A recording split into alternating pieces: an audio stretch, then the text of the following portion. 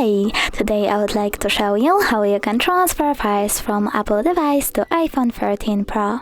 Firstly, go into App Store on both devices and click on the search bar. Then you need to type Send Anywhere and download this free app from this developer. Following that, click on Open.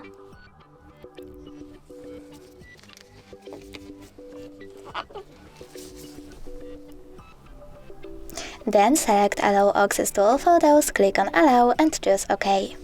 Now you need to select Receive on iPhone 13 Pro and Send on this Apple device. Then click on Select over here in order to choose all of those files and tap on Send to send them. It will take a while though, so I will only click on one photo, for example that one, choose Send and click Got it.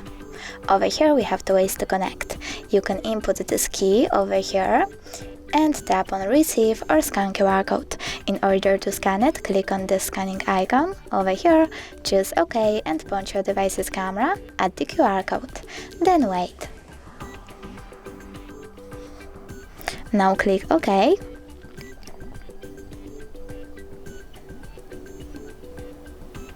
And as you can see, my photo was successfully transferred. Thanks so much for watching. If you enjoyed this video, leave a like, comment and definitely subscribe. Bye!